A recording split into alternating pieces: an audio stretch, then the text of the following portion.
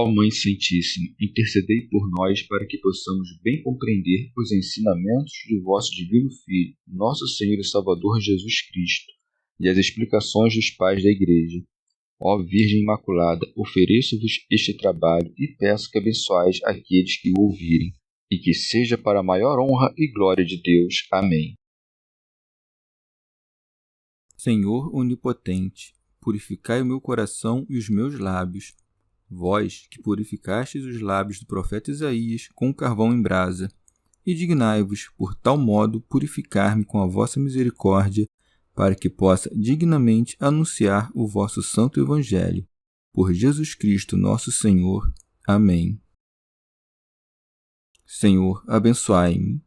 Que o Senhor resida no meu coração e nos meus lábios, para que anuncie digna e convenientemente o seu Evangelho. Amém. Evangelho de Nosso Senhor Jesus Cristo segundo São Lucas. O juiz iníquo e a viúva importuna. Jesus contou-lhes ainda uma parábola para mostrar a necessidade de orar sempre, sem jamais esmorecer. Havia numa cidade um juiz que não temia Deus e não tinha consideração para com os homens. Nessa mesma cidade existia uma viúva que vinha a ele dizendo: faze-me justiça contra o meu adversário. Durante muito tempo ele se recusou. Depois pensou consigo mesmo: embora eu não tema a Deus nem respeite os homens, contudo, já que essa viúva está me dando fastio, vou fazer-lhe justiça, para que não venha por fim esbofetear-me. E o Senhor acrescentou: escutai o que diz esse juiz iníquo. E Deus não faria justiça a seus eleitos que clamam a Ele dia e noite, mesmo que os faça esperar? Digo-vos que lhes fará justiça muito em breve. Mas, quando o Filho do Homem voltar, encontrará a fé sobre a terra? Comentários dos Pais da Igreja. Teofilacto Diócrida. Depois de recordar os castigos e sofrimentos que esperam os discípulos, Nosso Senhor indica-lhes o remédio, que consiste no orar assídua e ponderadamente. Daí, contou-lhes ainda uma parábola para mostrar a necessidade de orar sempre, sem jamais esmorecer. São João Crisóstomo. O Redentor agora te instrui no que deves fazer, que não cesses de orar e que medites nos benefícios que lhe pedes. Com efeito, ele deseja que recebas, por meio da oração, o que já de si, pela sua bondade intrínseca, inclina-se a te dar. Como deixaria Nosso Senhor de atender tuas orações quando Ele mesmo te instrui a orar sem cessar? Acolhe, pois, com gosto as exortações de Nosso Senhor. Deves querer aquilo que Ele quer e rejeitar o que o mesmo Senhor proíbe. Considera, por fim, este privilégio que te é concedido. Por meio da oração, te diriges a Deus e lhe pedires tudo o que desejas. E ainda que o Senhor nada diga por meio de palavras, responde com bênçãos e não desdenha do quanto pedes, enfadando-se apenas quando tu silencias. São Beda. Deve-se acrescentar que a injunção de orar cumpre-se também por meio do ofício das horas. E ainda, tudo mais que o justo faz ou diz em conformidade com o Senhor deve ser considerado como oração. Santo Agostinho. Nosso Senhor narra essas parábolas já para estabelecer uma comparação, como no caso do credor que, perdoando ambos os devedores seus, foi mais amado pelo que mais lhe devia, já para ressaltar um contraste, assim como diz: se Deus veste assim uma erva do campo, que hoje existe e amanhã é lançada no forno, quanto mais a vós, homens de pouca fé. É, portanto, não para comparar, mas para destacar um contraste que narra Nosso Senhor a parábola do juiz iníquo. Havia numa cidade um juiz que não temia a Deus e não tinha consideração para com os homens. Teofilacto Diócrida. Observa aqui que o agir impudente é indício de grande malícia. A maior parte dos homens, com efeito, embora não crentes em Deus, acham freio no respeito que nutrem pelos demais, tornando-se com isso menos propensos ao pecado.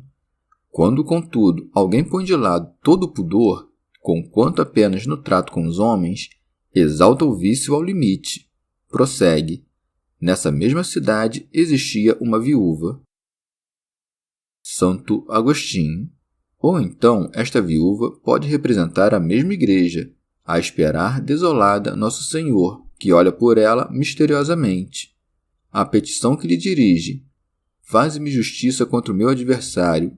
Durante muito tempo ele se recusou, leva-nos a inquirir por que fundamento os eleitos rogam a Deus por vingança, como fazem os mártires no Apocalipse de São João, se bem que, com efeito, sejamos claramente aconselhados a orar por nossos inimigos e perseguidores. Deve-se compreender, portanto, que a vingança dos justos consiste na perdição de todos os iníquos. Estes perecem de duas maneiras: ou quando se convertem à justiça, ou quando, pelos suplícios de que padecem, fica-lhes tolhida a capacidade de fazer o mal. Por conseguinte, se todos os homens se convertessem a Deus, restaria ainda o diabo para ser condenado no fim do mundo. E se diz, não sem razão, que os justos, quando desejam que o fim chegue, desejam, de fato, vingança contra seu inimigo mortal. São Cirilo. Não importa quantas vezes sejamos ofendidos, devemos sempre haver por glorioso o poder esquecer o mal que nos é feito. E quantas vezes pecarem, ofendendo a glória de Deus, aqueles que travam combate contra os ministros dos dogmas divinos, tantas vezes devemos rogar a Deus, pedindo-lhe auxílio e clamando contra os adversários de sua glória. Santo Agostinho. A insistência da viúva dobrou o juiz iníquo, que lhe concedeu o quanto desejava.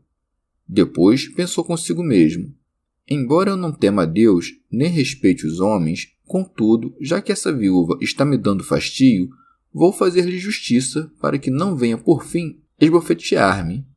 Portanto, fique seguro quem persevera na oração, porquanto Deus é a fonte da justiça e da misericórdia.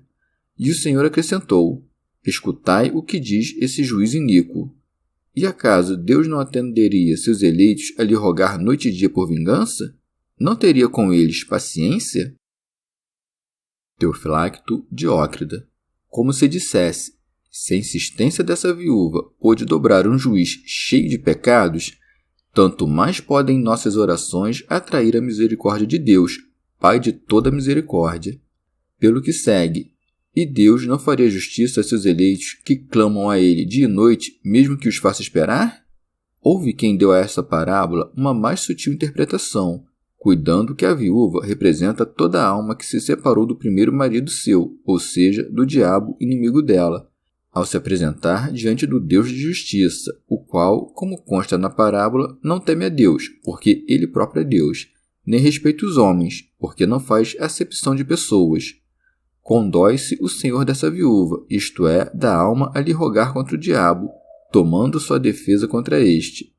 Depois de ter o Senhor dito que se deveria muito orar no final dos tempos, por causa dos perigos que então se dariam, acrescenta: mas, quando o Filho do Homem voltar, encontrará a fé sobre a terra?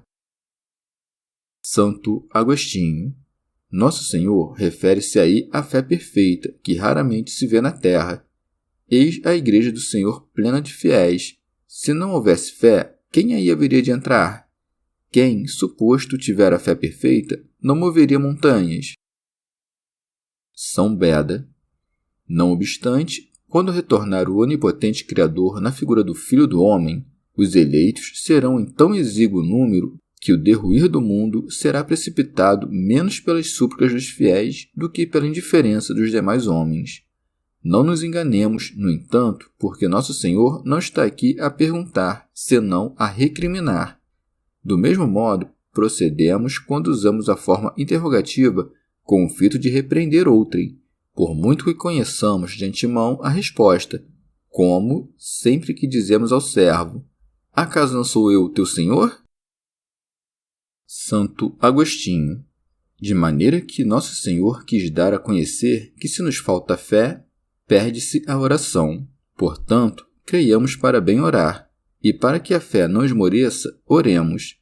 Por um lado, a fé produz a oração, por seu turno, robustece a fé. Chegamos ao fim de mais um dia de comentários da Catena Áurea. Muito obrigado por ficarem até aqui, que Nossa Senhora derrame suas graças sobre nós e até amanhã.